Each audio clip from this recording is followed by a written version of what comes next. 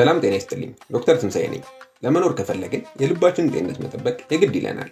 ልባችን ተጎዳ ወይም ደግሞ ስራውን አቆመ ማለት በቀጥታ ወደ ሞት እናመራለን ማለት ነው።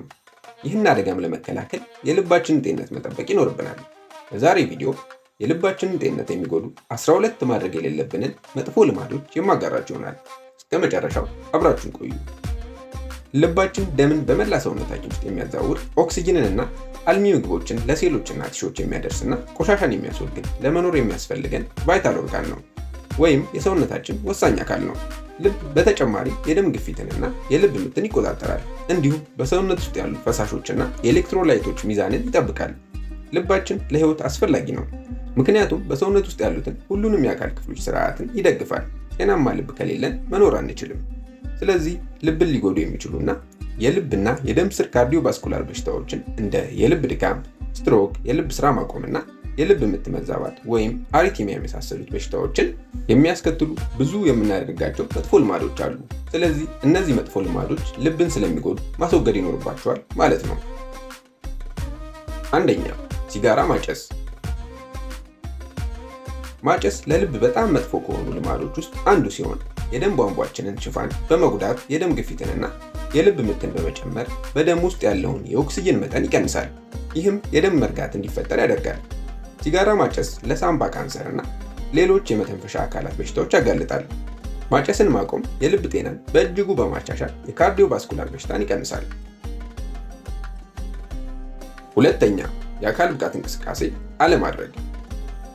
የአካል ብቃት እንቅስቃሴ አለማድረግ ሌላው ለልብ ችግር አጋላጭ ሲሆን ይህም ውፍረት፣ የደም ግፊት፣ የኮሌስትሮል መጠን መጨመር፣ የስኳር በሽታና ለልብ በሽታ ተጋላጭነትን ይጨምራል። የአካል ብቃት እንቅስቃሴ ማድረግ ደግሞ ልብ በአግባቡ ስራውን እንዲሰራ ያግዘዋል።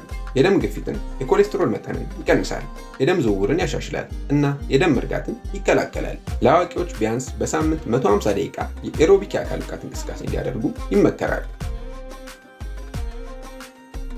ሶስተኛ፣ የሰውነት ክብደት መጨመር።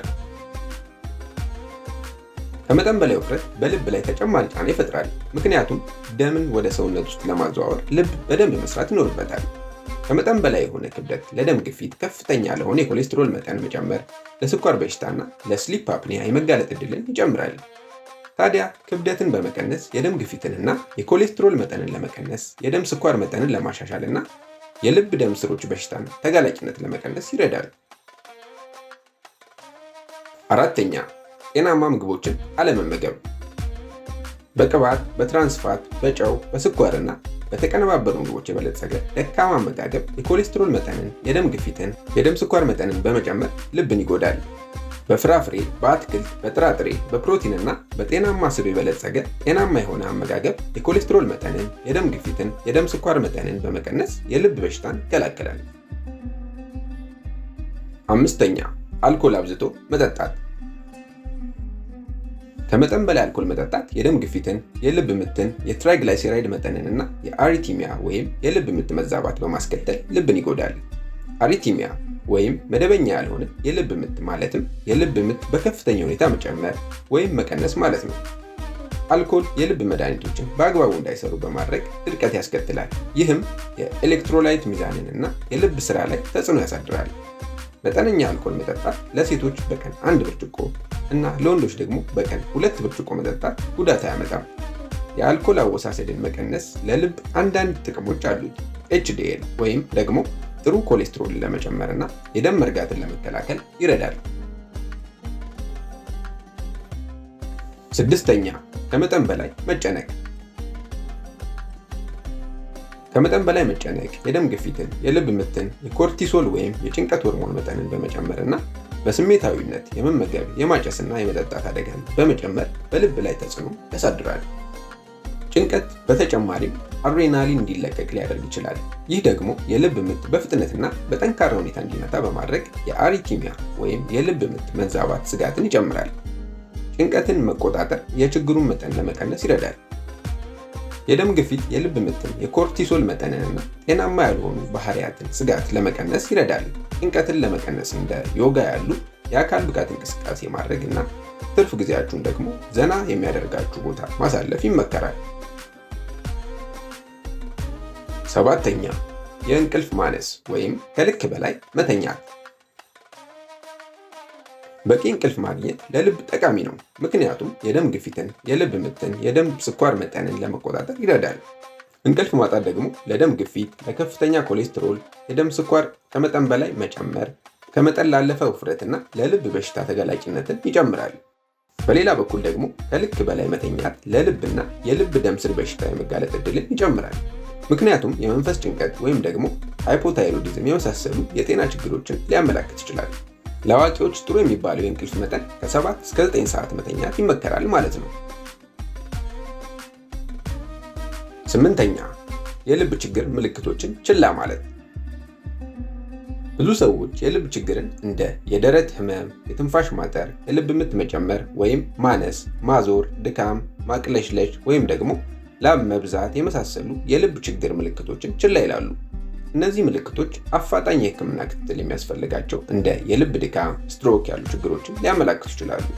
ህክምናውን ማዘግየቱ የማይቀለበስ የልብ ጉዳት አልፎ ተርፎ ሞትን ሊያስከትል ይችላል።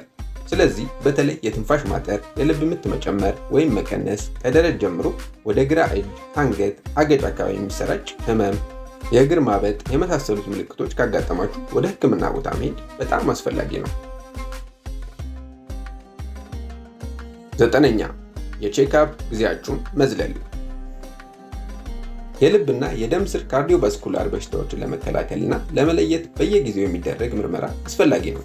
በምርመራ ወቅት ሐኪማችሁ የደም ግፊታችሁን፣ የኮሌስትሮል መጠናችሁን፣ የደማችሁን የስኳር መጠንና ጤናማ የሰውነት ክብደት እንዳላችሁና እንደሌላችሁ ይለካል እና ለአደጋ የሚያጋልጣችሁ ምክንያቶችና በዘር የልብ ችግር ካለ ይጠይቃችኋል።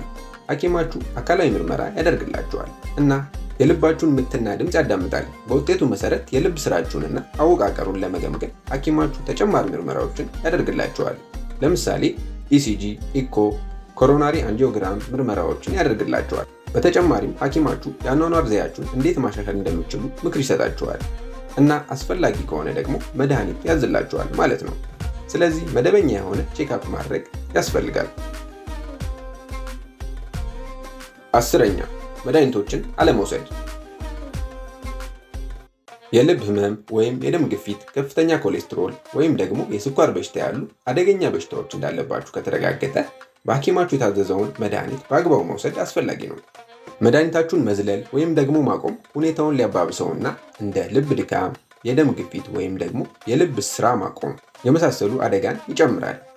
ከምትወስዱት መድኃኒቶች የሚመጡ ስጋቶች ወይም ደግሞ የጎንዮሽ ጉዳቶች እንዳለ ለማወቅ ሐኪማችሁን ማማከርና ሳታማክሩ የመድኃኒታችሁን አወሳሰድ መጠን አትቀይሩ ወይም ደግሞ መድኃኒታችሁን መውሰዳችሁን በፍጹም አታቁሙ።